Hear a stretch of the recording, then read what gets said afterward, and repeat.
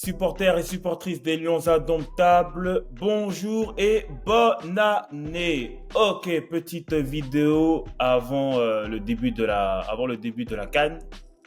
On va parler de la liste, on va parler de la liste des absents, des présents. On va parler aussi un peu d'André Onana et bien sûr, on va parler du cas Régis Mouguet. Allez, c'est parti. Générique. La liste, je pense que on a dans nos différents réseaux, on en a assez parlé comme ça, mais bon, je voulais quand même en parler un tout petit peu sur sur cette vidéo. J'avais fait la pré-liste. On avait parlé de la pré-liste. Là, on va parler un peu de la liste. Et ben, on va surtout parler des grands absents, si on peut dire ça, et des surprises. Donc, dans les surprises, il y a les deux locaux. Ateba, le buteur du Dynamo Douala, et le jeune Douala qui joue au Victoria United, le jeune milieu de terrain. Alors, à part le petit Ateba de qui j'ai vu les highlights, je connais pas du tout le petit Douala. De toute façon, c'est un peu une tradition de toujours amener des joueurs locaux dans les compétitions, que ce soit la Coupe du Monde ou la CAN. Je pense pas qu'il va jouer. Peut-être le match des coiffeurs si on a 6 points lors des si on gagne ben en gros si on gagne contre la Guinée et si on gagne contre le Sénégal, il y a des chances qu'il joue, mais je pense pas qu'il jouera, mais bon, c'est bien. Et puis on sait jamais, hein, des fois il y a des belles histoires comme ça qui naissent. Il y a des belles histoires comme ça qui naissent. On a bien vu Gombe Kelly, personne ne misait sur lui. Et puis, c'est lui qui donne la passe décisive pour Aboubacar en Coupe du Monde face au Brésil. Donc, ben, force à eux. Félicitations. Une sélection, une convocation, une sélection, c'est toujours une bonne chose. Donc, bon, bah, voilà. Félicitations à eux. Dans les présents, il n'y a pas vraiment de surprise en réalité dans les présents. Sincèrement, quand on fait le listing, c'est Rigobert Song a été assez logique, si on peut dire ça. Il a été assez logique quand même. C'est plutôt dans les absents où bon, beaucoup parlaient de Lamkelze, mais on va y revenir à Lamkelze parce que vu que Muguet ne sera peut-être pas là, peut-être que c'est lui qu'on va appeler. Ngamalo est absent, si je dis pas de bêtises. Il y a beaucoup de cadres. En fait, dans les absents, il y a beaucoup de cadres qui ne sont pas là. Que ce soit bon, quand je dis cadres, en tout cas des joueurs qui étaient là, qui étaient souvent là. Que ce soit les Koundé, que ce soit les Umgwet, que ce soit Ondoa, Gamale, même Koulou. Même Koulou, je pense qu'il y a beaucoup de gens qui ont été étonnés que Koulou ne soit pas appelé. Collins Fay, on parlait de Collins Fay, surtout je parlais de Collins Fay dans le bénétariat de coulisses. Et, bon, moi, ça m'étonne pas qu'il soit pas là. Il a pas de club. Bon, il a trouvé un club là en D2, D2 tchèque, D2 serbe. En tout cas, un club obscur qui joue la relégation, enfin qui joue le maintien, pardon. Mais c'est logique pour moi, c'est logique qu'il ne soit pas là. Il faut qu'on parle de Choupo-Moting.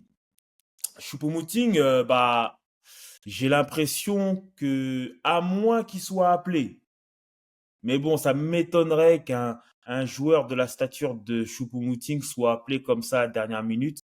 Je pense qu'on assiste à la fin de carrière internationale de Choupo-Moting. C'est vraiment... Moi, je pensais qu'il allait faire un genre de last dance. Je pensais qu'on allait quand même l'appeler, parce que ça reste quand même Choupo-Moting. Hein. Tu sais, franchement, certes, il n'est pas titulaire au Bayern Munich et il joue pas souvent, mais quand il joue, il est bon. Et bon, mais même intrinsèquement, c'est,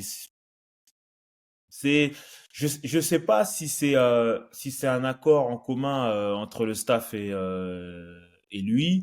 Je sais pas si c'est une question de stratégie, enfin d'animation offensive, parce que c'est vrai que on a eu à remarquer que ils avaient souvent du mal, lui et Aboubacar, pour se trouver. Moi, je trouve ça quand même triste parce que, comme je l'ai dit, pour moi, c'est la fin de sa carrière. Internationale, je parle. Parce que je trouverais ça bizarre de l'appeler après la CAN. Et après, la prochaine échéance, c'est la Coupe du Monde, c'est dans 2 ans. Si je dis pas de bêtises, il a déjà 34, ça fera 36. Donc ça devient compliqué. Après, bon, Gamaleu, j'en ai parlé brièvement. Bon, bah, c'est parce que techniquement, c'est Mouguet qui prend la place à Gamaleu. Techniquement, c'est Mouguet parce que Bemo est blessé, donc il fallait un autre ailier. Donc techniquement, c'est Ngamaleu qui prenait la place à c'est Mouguet qui prenait la place à Ngamaleu. Donc on pourrait s'attendre à ce que Ngamaleu soit appelé. Parce que là, il y a si Mouguet ne vient pas, on va en parler de Mouguet, ne vous inquiétez pas, on va en parler de ce petit filou. Si Mouguet ne vient pas, donc ça veut dire que tu as encore Didier Lamkalze que tu peux appeler, Ngamaleu et Ngombekeli.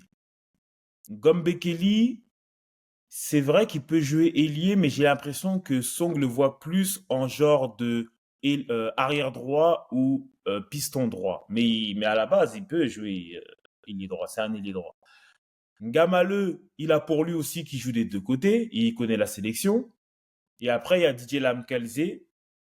Euh, c'est juste qu'on ne connaît pas Didier Lamkalze, entre parenthèses. Enfin, on ne le connaît pas assez en international sous le maillot de la tanière. Donc, ce qui nous amène à notre cher Mouguet. Moi, je vais pas vous mentir. Déjà, moi, je l'aurais pas appelé pour commencer. Moi, je l'aurais pas appelé parce que bah il joue pas, il a pas de, il arrive pas à s'imposer à Marseille. Vous allez me dire c'est Marseille, mais il arrive même pas, il est même pas dans la. En fait, depuis que parce que il faut donner quelque chose à Mouguet, c'est qu'il a fait une bonne fin de saison l'année dernière, la saison dernière, et il a fait un bon début de saison. Pas, il a fait une bonne pré-saison. Et après, il y a eu quelques matchs, c'était pas trop ça. Comme Marseille ne tournait pas bien, ils ont changé de coach. C'est maintenant Gennaro Gattuso qui est le coach de Marseille. Sauf que depuis que Gattuso est aux commandes de l'OM, Mouguet n'est plus dans les plans. Il a fait, si je dis pas de bêtises, il a joué que 15 minutes depuis que Gattuso est là. C'est très très peu. Déjà pour moi je le prends pas. Bon, maintenant tu le prends. Pour moi, je vois ça plus comme une stratégie de te dire que, alors, c'est sûr que tu pars pas titulaire, mais je pense qu'il aurait eu du temps de jeu. Je pense qu'il aurait fait des rentrées de jeu. Je pense. Et c'est une manière pour toi de te faire voir. Là, maintenant, son move, ou peut-être le move de son entourage, parce que c'est bizarre, on a vu une vidéo où il était content d'être convoqué, et 24 heures après, il se passe ce qu'il est en train de se passer. Je pense que, je pense que dans la vie, faut réfléchir un peu. Si t'es pas dans les plans d'un coach, alors, même s'il y a, comme on dit, il y a une épidémie de peste, et qu'il y a deux, trois qui sont absents, et que tu joues, oui, tu vas jouer, mais là, ça veut dire qu'il faudrait que tu fasses des masterclass. Faudra que tu montes tellement que le coach a eu tort, que lorsque les Ndiaye vont revenir, quand les titulaires en puissance vont revenir, des joueurs qu'on a achetés, en plus des joueurs qu'on a achetés cher, tu espères que, tu espères euh, garder ta place ou au moins être dans la rotation. En gros, tu essaies de prendre la place à quelqu'un, mais c'est pas comme ça que tu gagnes ta place. Tu gagnes ta place en prouvant que tu es le meilleur, que que les autres soient là ou pas là. Moi, j'aurais compris son move s'il avait trouvé un club en prêt. Et là, tu t'arranges avec Rigobert Song et tu dis à Rigobert Song, écoute, j'ai trouvé un club en prêt et je peux pas me permettre de perdre un mois. Donc, laisse-moi, s'il te plaît, avoir du temps de jeu dans ce club en prêt. Et après, quand je reviendrai à Marseille, je serai armé pour la sélection et pour aussi mon club qui est Marseille. Là, même si je valide pas trop le fait de refuser les convocations, mais ça aurait été plus logique. Là, il n'y a aucune logique. C'est lorsqu'on pense avoir tout vu, c'est lorsqu'on pense ne plus jamais être étonné qu'on est encore plus étonné. C'est la première fois que je vois qu'un joueur qui n'a pas sa place dans son club, qui est un nouveau en plus, qui a même pas une convocation en sélection, refuse une sélection pour hypothétiquement gagner sa place à Marseille. Mais moi, j'ai envie de dire quelque chose à Muguet. Imagine, imagine, parce que tu n'étais pas dans les plans de Gattuso. Imagine Marseille, pendant le mercato d'hiver, se fait prêter un attaquant. Qu'est-ce que tu fais? Donc c'est donc moi je suis pas pour que je veux pas forcément que la FECAFOOT le sanctionne, mais en même temps, il faudrait que ces jeunes gens comprennent que tu fais ce que tu veux dans la vie, mais il y a des conséquences à tes actes. C'est-à-dire que beaucoup de gens disent ah, il faut plus jamais l'appeler. Non, c'est pas comme ça que ça marche la sélection. Euh, Peut-être l'année prochaine, Rigobert Song ne sera plus sélectionneur du Cameroun et ce sera un nouveau sélectionneur et il y aura des nouvelles cartes seront redistribuées et Muguet reviendra. C'est pas le problème. C'est pour ça que c'est important que Muguet comprenne que bah écoute, tu as fait ton choix, mais bah, nous derrière, on va te sanctionner parce que quand un sélectionneur fait des choix, quand il fait des choix, ça veut dire qu'il te prend à la place d'un autre joueur. Imagine-toi maintenant. Imagine-toi un joueur comme Gamaleu, par exemple. Un joueur comme Gamaleu. Le mec, il a fait des Cannes, il a fait une Coupe du Monde, il est, il doit être à, je pense que Gamaleu doit être pas loin des 50 sélections, si ce n'est plus, avec la sélection nationale. Et on prend un petit jeune à sa place. Et ce petit jeune, c'est pas qu'il est blessé, il refuse de venir. Donc ça veut dire que là, tu mets Rigobert Song, qui est quand même une figure, une légende du football camerounais, dans une situation où il faut qu'il aille chercher un autre joueur pour, disons les termes, être un bouche-trou à un jeune de 18 ans qui n'a même pas, qui n'a même pas, allez, 5 titularisations en championnat. C'est pour ça que je dis, quand vous posez des actes, il faut s'attendre à des conséquences. Et je pense que la FECAFOOT devrait euh, porter réclamation à la FIFA. Parce que c'est parce que là, c'est clairement égoïste. Là, vraiment, tu penses vraiment qu'à toi. Et encore une fois, c'est sa carrière, il fait ce qu'il veut. Mais derrière, il y a des conséquences aussi pour la FECAFOOT, il y a des conséquences pour Rigobert Song, qui lui, en fait, tu le mets en porte-à-faux. La tanière, c'est nous qui avons sorti l'information, qui a été repris après par Allez les Lions, par joueur camerounais.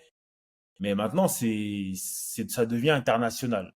Et, et pour finir avec ça, c'est la première fois que je vois que même les supporters de ton propre club ne valident pas ton move. C'est quand même, à 18 ans, commencer sa carrière comme ça, c'est quand même assez problématique. Mais bon, ça reste un Camerounais, on va toujours, enfin, en tout cas, moi, je vais toujours le soutenir.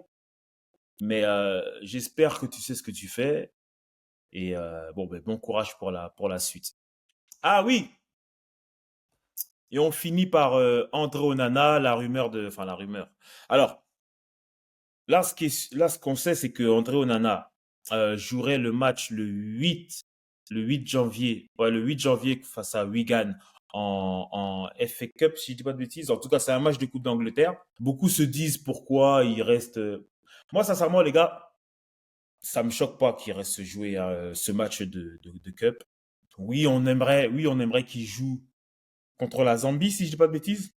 Mais ça reste un match amical. On a vu que lors de la blessure d'André Onana face au Sénégal, Ondoa était pas mal au balle au pied. Donc, ça change pas la stratégie de Song, le fait de vouloir repartir de derrière proprement parce qu'on doit un bon jeu de pied.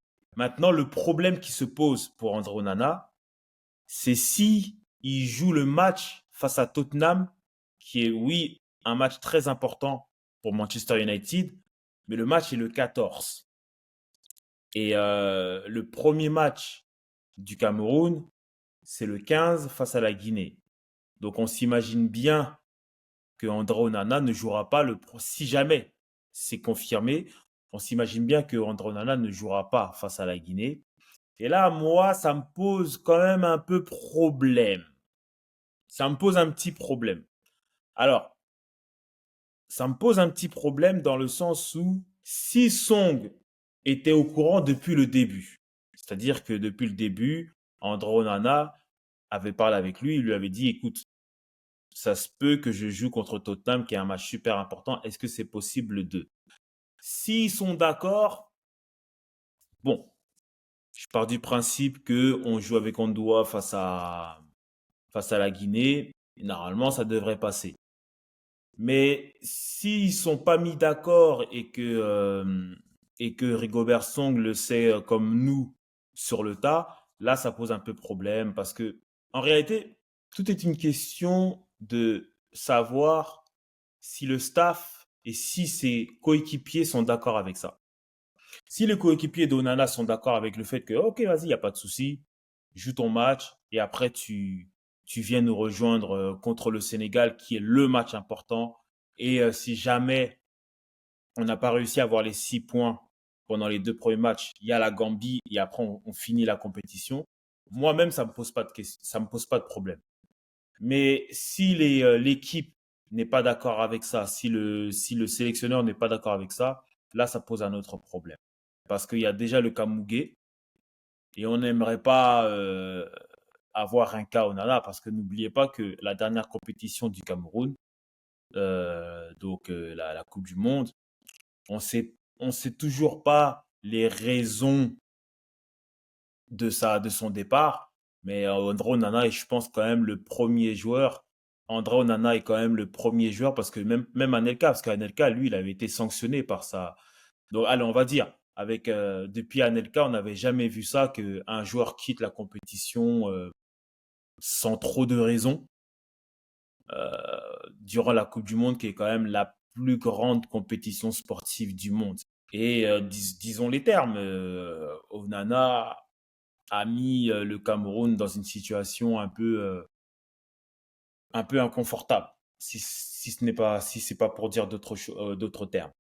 Donc, j'espère que c'est un accord qu'ils ont avec la FECAFOOT, qu'il a avec la FECAFOOT. Si c'est pas le cas, ben on en reparlera. On en reparlera dans une autre vidéo. Allez, donc c'était une petite vidéo. On va se retrouver pour l'avant-match de la Zambie.